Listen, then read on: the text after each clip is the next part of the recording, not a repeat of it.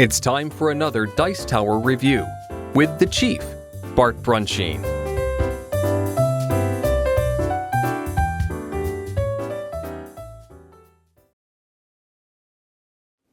Hey, it's the Chief from the Dice Tower.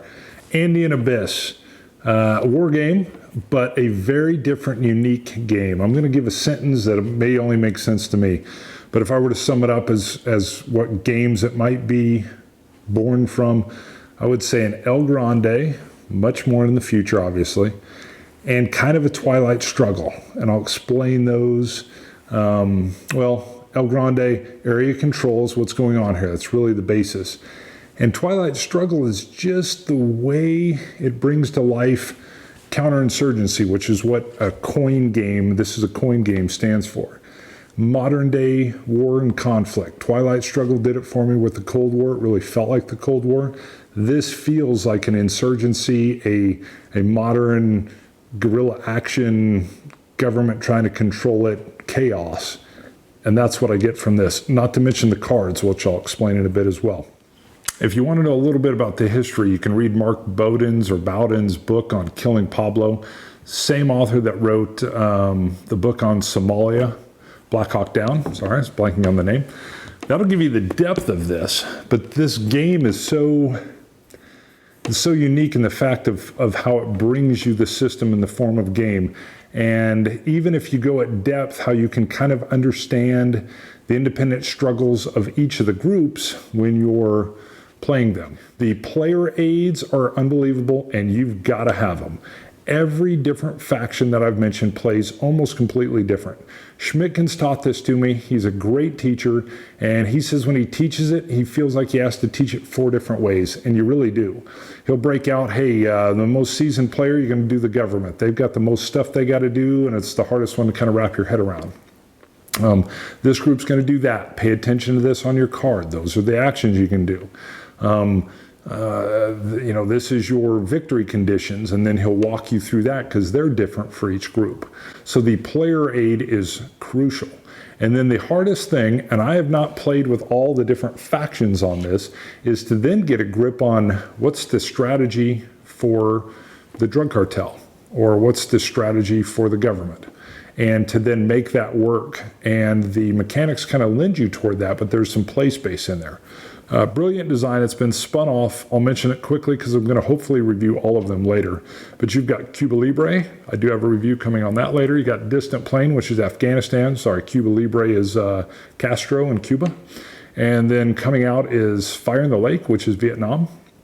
So let's go in and take a closer look. But I believe this has the possibility, maybe not this particular game of the coin series, but I believe the system has the possibility of going kind of big and mainstream like Twilight Struggle did. I don't think Andean Abyss will do that.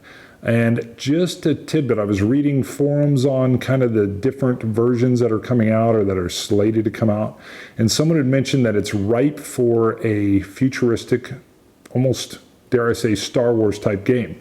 Someone's playing the Empire, someone's playing the Rebel Alliance, someone's playing the Hutts, and someone is playing the Jedi or the Jedi Council. I would love that. I know that would be way too expensive, but that would be awesome, and I think it would catapult it into mainstream. Closer look. The map's important. All good war games, it should be. The geography matters. You can see the darker, greener spaces are jungle.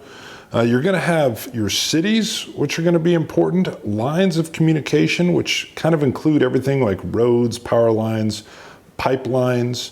You're going to have grasslands.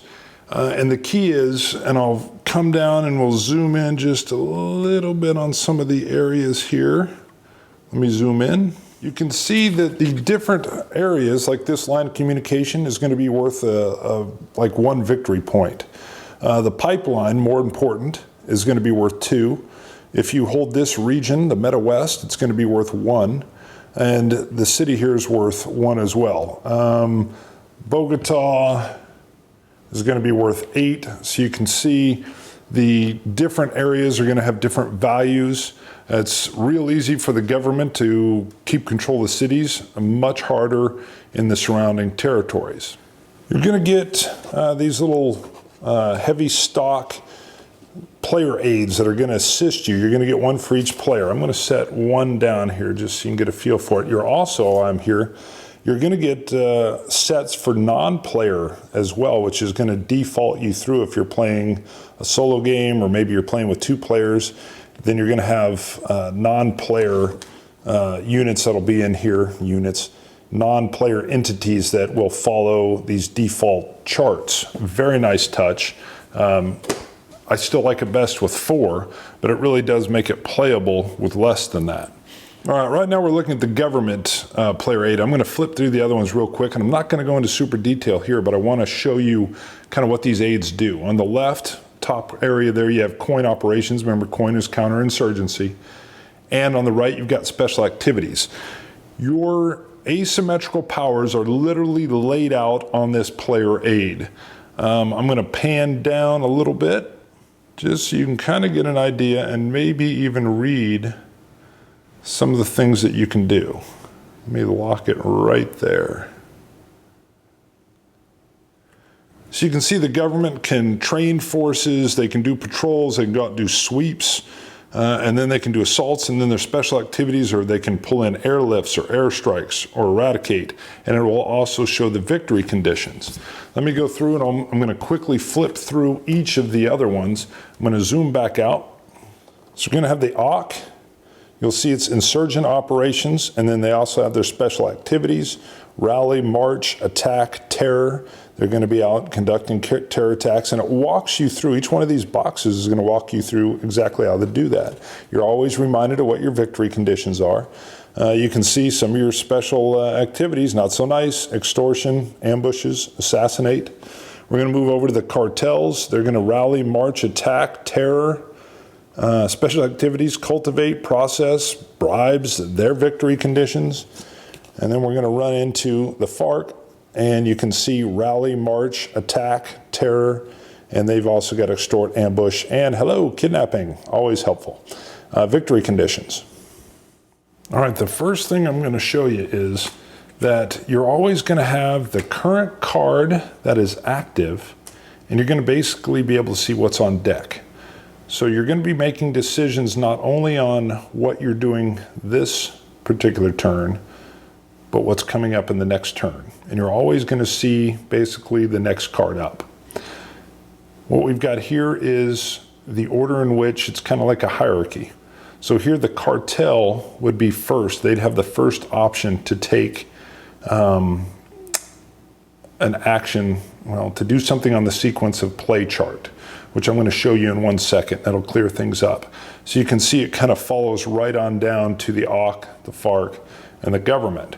Now, any of these guys can pass, and then it would go this, the AUK would be next, or he could pass.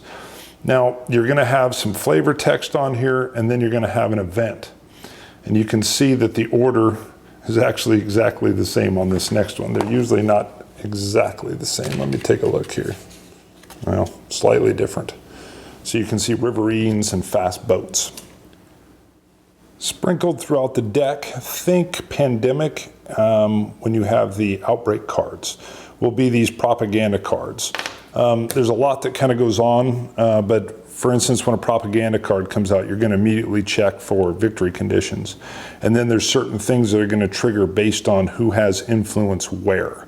And that's really what you're pushing for is, hey, I've got somebody on this pipeline. The government forces didn't get me off. I'm now going to get sabotage on that pipeline, which is going to mess with the government. There's a whole set of things you'll go through when the propaganda card hits. And it's nice that it's randomized. You know generally when it's going to be coming, so you'll be pushing to get yourself into position for when it happens, but you're never quite sure. Beautiful. So here's our sequence of play, and it's going to relate to this card and this order here. So imagine if this card was the one that was up. Well, normally the cartel would be able to, basically take control of this turn, but right now they're ineligible. That would mean that they went on the very last turn. Maybe everybody here else passed. So they're not going to be eligible, so it would kick down to the AUK. Does the AUK want to take an action? If they decide they're going to take their action, then they get to decide, they get control of one of these areas here. So the first faction to choose what they're going to do gets to determine what the second faction is going to do. So if I was the Auk and I decide that I'm going to take the op only and no special activity, I can do that. And then you're going to see if someone else decides that they're going to do something, all they can do is a limited op. Now, I didn't go into limited ops, but you can see it has a factor, because you're going to have, if I take this one, I can do the op plus the special activity. And remember, the ops and the special activities all have to do with this card. So I'm going to get an insurgent op, and I'm going to get a special activity. The second player to go is going to get to use the event that is actually on the card. So you're really paying attention to, wow, do I want that event to trigger? I may have wanted to do this. I get to do an op plus a special activity. That's really powerful. But I may not want to give the player that is further down the line from me the chance to trigger this event. Or I could take just the event, so I can control it. I can come in and say, you know what? The cartel's passed. I'm the Auk. I want this event to happen. I'm going to force that event, and here it is. But by doing that, I give whoever the second faction is, which again could be the FARC or the government, a chance to now do the op and the special activity. So it's very advantageous to them. So you get into this real sweet, savory tug of war that's happening all around these cards. And it's done so simply and so elegantly, and it's just, whoops, and it's just phenomenal. And it's that easy to explain, and it's that agonizing in the game. It's the one chance where you can get some AP because you really, really want the event. But my goodness, you don't want to give somebody that's right behind you that's going to take it the chance to pull off an op plus a special activity. And then you're referring to your card and you're trying to say, wow, I really needed to pull off a kidnap. I'm looking at my victory conditions and what am I trying to pull off? And it is phenomenal. The last thing I'm going to pull out, let me pan back a little bit, is the game is a bit of a mouthful. It is crunchy, it's chewy, but they give this very thick playbook. What this playbook will do is literally walk you through a game. It'll walk you through several turns.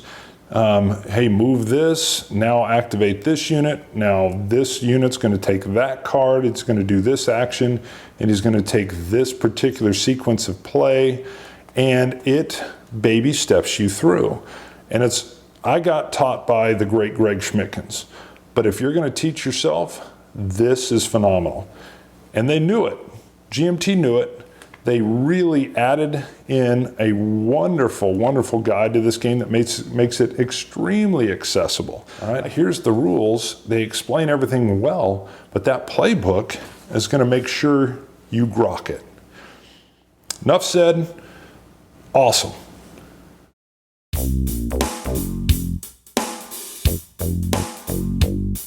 Thanks so much for watching the Dice Tower videos. Find more great videos and reviews, as well as our top-rated audio podcast at Dicetower.com. You can also find other great shows at Dicetowernetwork.com. I'm Eric Summerer, and you've been watching The Dice Tower. The Dice Tower is sponsored by Cool Stuff Inc., where you can find great games for great prices. Cool stuff in stock. Check them out at CoolStuffInc.com.